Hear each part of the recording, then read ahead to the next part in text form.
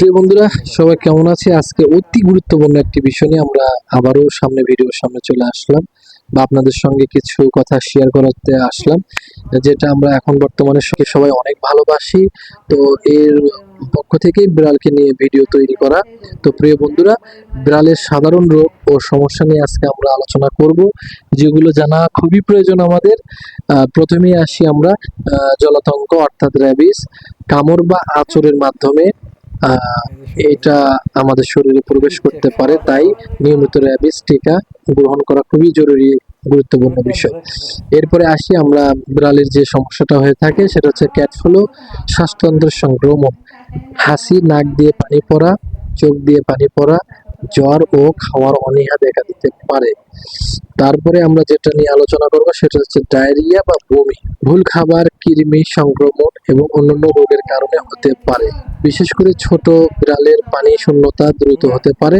এর জন্য অবশ্যই একজন ভেটেরিনারি ডাক্তারের পরামর্শ নিয়ে দ্রুত তার চিকিৎসা করতে হবে। প্রিয় দর্শক বিন্দু, এরপরে যেটা নিয়ে আমরা কথা বলবো সেটা হলো কৃমিনাশক। এদের প্রচুর পরিমাণ ভুল কৃমি হয়ে থাকে।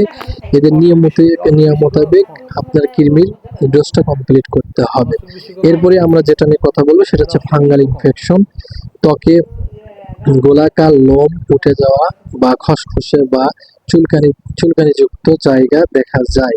এটি মানুষের মাঝে ছড়াতে পারে। এটা নিয়ে আমাদের অবশ্যই খেয়াল রাখতে হবে। তো প্রিয় দর্শক বন্ধুরা, এরপরে আমরা যেটা নিয়ে কথা বলবো সেটা হচ্ছে পরজীবী। শরীরে মাছি, ফ্লো বা অতিরিক্ত চুলকানি, লোম পড়া এবং ত্বকে ক্ষত হতে পারে। এমন অবস্থায় আমাদের খেয়াল রাখতে হবে পশুর দিকে অবশ্যই। আচ্ছা, এরপরে যেটা হরহামেশাই দেখা যায়, চোখের সংক্রমণ, চোখ লাল হওয়া, পানি বা পোঁচ পড়া, চোখ বন্ধ করে রাখা ইত্যাদি হতে পারে। তো এটা আমরা অবশ্যই তাৎক্ষণিক চিকিৎসা নেওয়ার চেষ্টা করব। এরপরে আসবো আমরা মূত্রনালীর সমস্যা নিয়ে। বিশেষ করে যে বিড়ালগুলো পুরুষ, তাদের পেশাব আটকে যাওয়ার ঝুঁকি থাকে। বারবার লিটার বক্স যাওয়া কিন্তু প্রসব না হওয়া জরুরি অবস্থা। এরকম অবস্থায় হইলে অবশ্যই ভেটেরিনারি বা সরকারি প্রাণী সম্পদ অধিদপ্তরের যে ভেটেরিনারি সার্জন আছে তাদের সঙ্গে অবশ্যই দেখা করে এটা সমস্যার সমাধান করা অতি প্রয়োজন। তো প্রিয় বন্ধুরা, আসেন এরপর আমরা দাঁত ও মাড়ির রোগ নিয়ে কথা বলি। তো দাঁতে পাথর, মাড়ি ফুলে যাওয়া, মুখে দুর্গন্ধ বা খাবার খেতে কষ্ট হতে পারে, এরকম সমস্যা দেখলে অবশ্যই আমরা এইদিকে খেয়াল রাখবো। এরপরে আমরা যেটা নিয়ে কথা বলবো, তো একটি বিড়ালের একটি গুরুত্বপূর্ণ ভাইরাস জনিত রোগ, বমি, ডায়রিয়া, জ্বর, দুর্বলতা ও খাবার বন্ধ হয়ে যেতে পারে। এর বিরুদ্ধে টিকা খুব গুরুত্বপূর্ণ, এটা আমাদের মাথায় রাখা খুব জরুরি।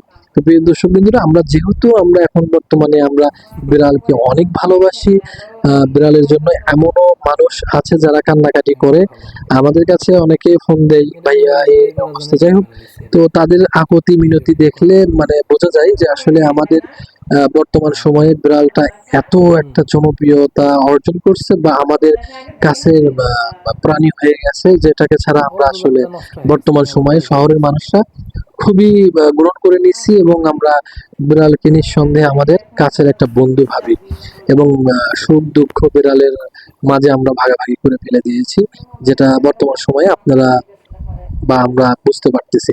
তো যাই হোক, যেগুলো কথাবার্তা বললাম, এগুলো প্রতিরোধের জন্য অবশ্যই টিকা গ্রহণ করতে হবে, সময় মোতাবেক টিকা দেওয়া, নিয়মিত কৃমিনাশক করা, পরজীবী নিয়ন্ত্রণ করা, পরিষ্কার পানি, নিরাপদ খাবার দেওয়া, পরিষ্কার লিটার বক্স রাখতে হবে। অসুস্থ বিড়ালকে সুস্থ বিড়াল থেকে আলাদা রাখতে হবে। হঠাৎ খাবার পরিবর্তন করা বা তাৎক্ষণিক অন্য খাবার দেওয়া যাবে না। ওকে টাইম দিতে হবে, খাবারের পরিবর্তন করাটা ঠিক হবে না।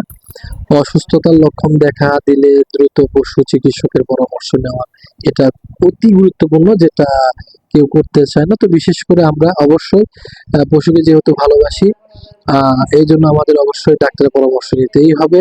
বিশেষ করে খাওয়া দাওয়া বন্ধ করলে বারবার বমি হচ্ছে, শ্বাসকষ্ট হচ্ছে, পেশাব বন্ধ হয়ে যাওয়া, খিঁচুনি, বর্তমানে বিড়ালের এগুলোই বেশি দেখা যায়। দুর্বলতা মাঝে মাঝে দেখা যায়। তো প্রিয় দর্শক বিন্দুরা, আপনি যারা বিড়ালকে ভালোবাসেন, প্রাণীকে ভালোবাসেন, সবাই এগুলো খেয়াল রাখবেন। সবার জন্য ভালোবাসা ও ভালো কামনা রাখে আজকের ভিডিও এখানে সমাপ্ত করা হলো। আসসালামু আলাইকুম।